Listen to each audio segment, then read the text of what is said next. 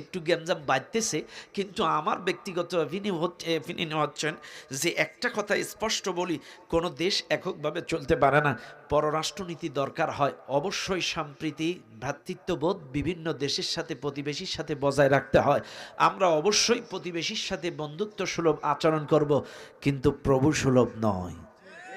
এই জালেমেরা কিন্তু প্রভু সুলভ আচরণ করেছে, কিন্তু আমরা সেটা করতে রাজি নই। প্রতিবেশী হিসেবে যতটা দরকার ততটা করব। শোনেন, লস খালি আমাদের একা হচ্ছে না, ওদের অলরেডি কলকাতায় বাতি জ্বলা শুরু হয়ে গিয়েছে।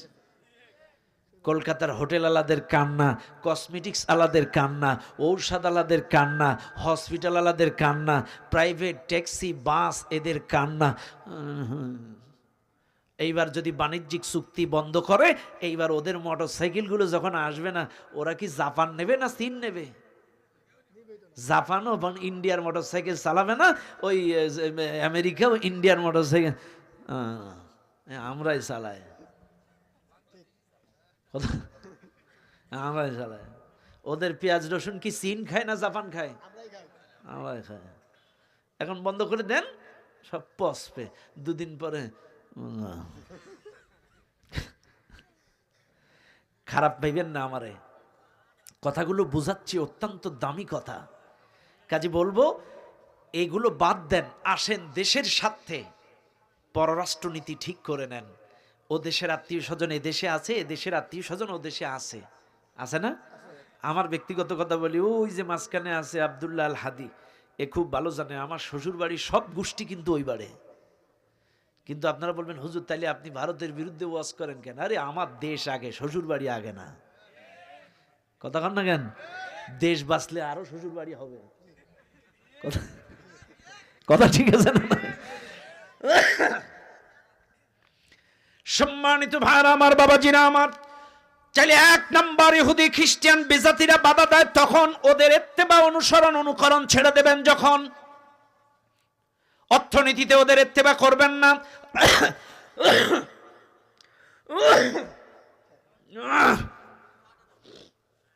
চা লাগবে না। তার মানে সমস্যাটা হয়েছে এক এক দেশের এক এক ওয়েদার। নীলফামারীতে একরকম ঠান্ডা, সিরাজগঞ্জে একরকম, কক্সবাজারে আর একরকম। কক্সবাজারে ঠান্ডাই নেই। আমার গত পরশুদিন কক্সবাজারে মাহফিল ছিল, ওদিকে ঠান্ডাই নেই, অথচ এই দিকে কি ঠান্ডা। এক এক দেশের এক এক ঠান্ডা, আবার এক এক দেশের এক এক পানি। যার কারণে আরও আর একটা সমস্যা আছে, এবছর যারা সাইডে টিকা দিয়েছে এরা বুঝতে পারতেছে। কথা কন না কেন? অনেকেই দেয়নি সাইডে টিকা, তাদের বাধ্য করা হয়নি। কিন্তু আমরা যারা দেশ বিদেশে যাই, দেশের বাইরে প্রোগ্রাম করি, আমাদের বাধ্যতামূলক 4টা টিকা দেওয়া লাগছে। কারণ বিদেশে যেতে গেলে টিকা ছাড়া যাইতে দেবে না। এই জন্য আমরা যারা সাইডে দিছি জীবনের মতো মরছি। এত অ্যালার্জি জীবনে কখনো দেখা দেয়নি। আল্লাহ জাতিকে হেফাজত করুন, বলেন আমিন। বাইরে আমার, চাইলে অর্থনীতিতে যখন ইত্তেবা করবেন না, রাজনীতিতে যখন ইত্তেবা করবেন না, সংস্কৃতিতে যখন ইত্তেবা করবেন না, সব কিছুতে অনুসরণ অনুকরণ যখন ছেড়ে দেবেন, ওরা তখন আপনার বিরোধিতা করবে, দিন কায়েমের বিরোধিতা করবে, হক প্রতিষ্ঠার পথে বিরোধিতা করবে। কথা বলেন ঠিক না বেঠিক? মাদারীপুরে ইস্কনের মন্দিরে হামলা করেছে কারা? ছাত্রলীগের 3টা ছেলে প্রকাশ্যে ধরা খেল। বিভিন্ন এলাকায় হিন্দুদের বাড়িতে নির্বাচন পরবর্তীকালীন হয়েছে কি হয় নাই জানি নাই, নাকি আওয়ামী লীগ জ্বালাইছে জানি না, এটা বাঁধানোর জন্য। কিন্তু মিডিয়া প্রচার করতে সব এই মৌলবাদীরা করতেছে। আগুন জ্বালাইছে কারা? মৌলবাদী। পাকিস্তানের থেকে পেঁয়াজ আনছে কারা? মৌলবাদী। সব মৌলবাদীর দল। তার মানে একটাই কথা, যে যাই করুক না কেন ওদের দোষ হলো মৌলবাদী। এই মৌলবাদী যদি ঠিক থাকে, এই দেশে কোরআনী শাসন কায়েম হয়ে যাবে। এই জন্য ওদের মিডিয়ায় উগ্রবাদী, মৌলবাদী, জঙ্গিবাদী ছাড়া কোনো স্লোগান নাই। আপনারা ভারতের সব মিডিয়াগুলো খুলে দেখেন, ওদের একটাই স্লোগান মৌলবাদী। ওরা ছাত্রলীগকে দোষারোপ করে না, ওরা কিন্তু বিএনপিকে দোষারোপ করে না, ওরা জাতীয় পার্টিকে দোষারোপ করে না, সব দোষ। কিন্তু আমরা যে তোদের মন্দির পাহারা দিলাম, এটা তো একবারও বললি না। এই জন্য শুনে নেন, আমরা যখন এদের ইত্তেবা অনুসরণ অনুকরণ ছেড়ে দেই, তখনই তারা সেই দেশের মুসলিমদের একামাতে দ্বীনের বিরোধিতা করে, হকের বিরোধিতা করে, সত্যের বিরোধিতা করে। এই জন্য আমাদেরকে মনে রাখতে হবে, আমাদেরকেও সব কিছুতে তাদের ইত্তেবা অনুসরণ অনুকরণ ছেড়ে দিতে হবে। এই মাহফিলে ম্যাক্সিমাম যুবক, হয়তো বুড়ো মানুষ আছে মাত্র 20 জন, এখানে ম্যাক্সিমাম ইয়াং জেনারেশন। আমি যদি সবার মাপলা খুলতে বলি, মাথার টুপিগুলো খুলতে বলি, ম্যাক্সিমাম যুবকের চুল কাটার স্টাইল হয় নেইমার, নাই মেসি, নাই অ্যান্ড্রু রাসেল। এরা মুসলমান? কথা কেনা মুসলমান? আমার দেশের কোন সেলুনে মুসলমানের চুল কাটার স্টাইলে ছবি নেই। সব সেলুনে যাদের ছবি চতুর্দিক থেকে লাগানো, হয়তো ইহুদি নাইলে খ্রিস্টান, কোনো নায়ক নাই, কোনো গায়ক নাই, কোনো প্লেয়ার। আর আমার মুসলমানের ছেলেরা যে 16 নাম্বারটা দাও, দেখবেন মাথার দিক থেকে ঘোড়া, দুই দিক থেকে কিছু নেই, অ্যান্ড্রু রাসেল। আবার দেখবেন বিরাট কোহলির মতো কাটিং দিয়ে দাড়ি রাখে। কথা কানা। অথচ এই যুবকগুলো মারা গেলে আমাদের হুজুররাই আবার বলে বিসমিল্লাহি ওয়া আলা মিল্লাতি রাসূলিল্লাহ। এই হুজুরগুলোরে আগে বানাবেন। তো দাড়ি নেইমারের মতো, চুল হলো অ্যান্ড্রু রাসেলের মতো, তোর লেবাস হলো রোনালদোর মতো। তবে আলহামদুলিল্লাহ রোনালদোর নিউজ এখন ভালো আসতেছে একটু। ওই যে বলেছিলাম, সংস্কৃতি সঙ্গ এটা যদি ভালো পাওয়া যায় তাহলে মানুষ পরিবর্তন হতে সময় লাগে না। রোনালদো সৌদি আরবের ক্লাবে খেলার কারণে মুসলমান সম্পর্কে যে ধারণা অলরেডি হয়েছে কিনা আল্লাহ জানে, গোটা মিডিয়া পাড়ায় গুঞ্জন, রোনালদো শান্তি খুঁজে পেয়েছে ইসলামে। আমরা দোয়া করছি এরকম স্টার তারকা যদি ইসলামের পক্ষে চলে আসে, ইসলামের ভালো হবে না খারাপ হবে? ভালো হবে। আমার কথা রাগ করেন না, কারণ একটা মেম্বারকে, একটা চেয়ারম্যানকে দাওয়াত দেবেন, একটা রিক্সাওয়ালা ভ্যানওয়ালাকে দাওয়াত দেবেন। আমি রিক্সাওয়ালা ভ্যানওয়ালাকে ছোট করছি না। একটা ভ্যানওয়ালাকে দাওয়াত দিলে যে উপকার হবে, একজন চেয়ারম্যানকে দাওয়াত দিয়ে যদি ইসলামী আন্দোলনে ঢুকাইতে পারেন, তার চাইতে ডবল উপকার হবে। এই জন্য সুনিপুটির চাইতে মাঝে মাঝে রুই কাতলা দরকার। যদি রুই কাতলা এসে যায়, খলিফা ওমর যখন ইসলাম কবুল করলো, হুজুর বল, খলিফা ওমর বলছে হুজুর আর গোপনে গোপনে দিন প্রচার করা যাবে না, এইবার প্রকাশ্যে দিন প্রচার করা লাগবে, কেডা আসে আসুক আমরা দেখব। এটা যদি কোনো ভ্যানালা হইতো, এই জন্য কলিজা আলা লোকেকেও দাওয়াত দিতে হবে। বড় বড় শিল্পপতি, ব্যবসায়ী, মাথা ধরার নেতা, এদের কাছেও যাবেন, বেশি বেশি দিন প্রচার করবেন। কারণ মাথা ধরা মানুষগুলোকে যদি দিন বুঝিয়ে দিনের পথে আনতে পারেন, দিনের উপকার হবে।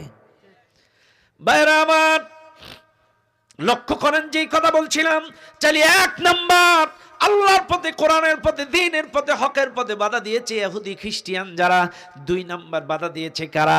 হকের পথে, সত্যের পথে, আল্লাহর পথে বাধা দিয়েছে তারা মুসলমান নামদারি, টুপিদারি, লেবাসদারি মুনাফিক যারা।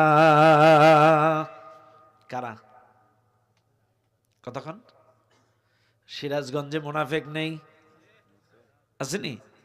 মুনাফিক আছে। মুনাফিক মানে কি? নাফাকুন শব্দের অর্থ সুড়ঙ্গ পথ, একদিক দিয়ে ঢুকে আর এক দিক দিয়ে বাইরে যাওয়া। শরিয়াতের পরিভাষায় দ্বিমুখী চরিত্র, মুখে এক আর এক, মুখে ভেতরে। বাস্তব প্রমাণ নেন। সিরাজগঞ্জে ইসলামী আন্দোলন করে কারা? ইসরায়েল জানে না, আমেরিকা জানে না। সিরাজগঞ্জে শপথের কর্মী কারা? কোরআনী আন্দোলনের কর্মী কারা? আমেরিকা জানে না, ইসরায়েল জানে না। চাইলে এদের নামের তালিকাটা থানায় জমা দিল কারা? হিন্দু, খ্রিস্টান, বৌদ্ধ। এই আমার আপনার গ্রামের, আমার আপনার এলাকার মুসলমান মুনাফিকেরা রাতের অন্ধকারে, কথা বলেন, দেয় না? দেয় নাই?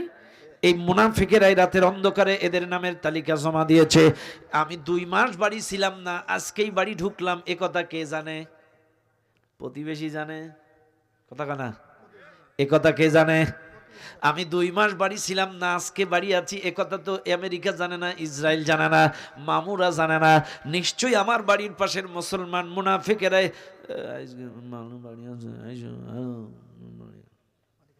কারা বাধা দিছে? এই মুনাফেকেরা সাপের গেলেও চুমা খায়, ব্যাঙের গেলেও চুমা খায়। শুনে নেন আপনারা, আব্দুল্লাহ ইবনে উবাই নবীর পেছনে নামাজ পড়েছে, নবীর সামনে ওয়াজ শুনেছে, নবীর সাথে খানা খাইছে, নবীর সাথে সফরে গেছে, একই সাথে রাতের বেলায় ঘুমাইছে। এমনকি একদিন নবী ফরজ নামাজ পড়াচ্ছে, ভালো করে খেয়াল করেন, নবীজি ইমামতির নামাজ করাবেন, ঈশান নামাজ আমার নবী ইমামতি করবেন, আল্লাহু আকবার বলে কেবল হাত তুলবেন। এমন সময় আব্দুল্লাহ ইবনে উবাই পেছন থেকে ঘাড়ে হাত দিয়ে কয়, হুজুর একটু পেছন দিকে তাকান, দয়া করে একটু কথা আছে, যদি অনুগ্রহ করে একটু পেছন দিকে তাকাতেন। শুনে নেন ভালো করে, সমস্ত সাহাবারা অবাক, নবী এখন নামাজ পড়াবে, আব্দুল্লাহ ইবনে উবাই নবীকে কেন পেছন দিকে ফেরালো, তার কারণ কি, তার উদ্দেশ্যটা কি? নবী পেছন দিকে ফিরলেন, আস্তে করে আব্দুল্লাহ ইবনে উবাই নবীর পাশে যেয়ে দাঁড়ালেন। নবীজির পাশে যে আব্দুল্লাহ ইবনে উবাই সমস্ত মুসল্লিদেরকে উদ্দেশ্য করে বলে, শুনে নাও মুসল্লিরা, এই যে লোকটাকে দেখছো ইনার নাম মুহাম্মদ, এই লোকটা মক্কা থেকে মদিনায় হিজরত করে আসার কারণে আল্লাহ তোমাদের ইজ্জত সম্মান বাড়ায় দিছে। যদি এই লোকটাকে অনুকরণ ইত্তেবা যদি করতে পারো, আল্লাহ তোমাদেরকে এহকালেও সম্মানিত করবেন, পরকালেও কল্যাণ দান করবেন।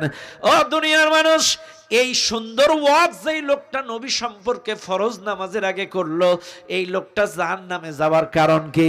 কাজে মনে রাখবেন, একটাই কারণ, নবীর পিছনে নামাজ পড়েছে, নবীর সামনে ওয়াজ শুনেছে, চোখের পানি ঝরিয়ে ভেউ ভেউ করে কেঁদেছে। আবার নবী সহ মুসলিম সাহাবা আজমাইনদের ভেতরে দিন বিজয়ের কলা কৌশল, হক প্রতিষ্ঠার কলা কৌশল যা আলোচনা হতো, বাইপাস দিয়ে কাফেরদের কানে